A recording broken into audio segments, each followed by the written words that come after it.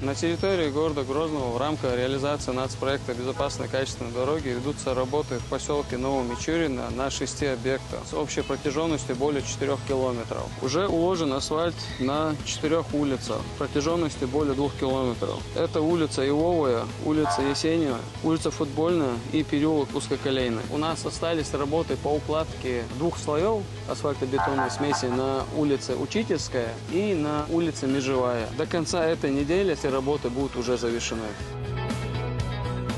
Diğer diğer uliçha asfaltçıya zırhintals.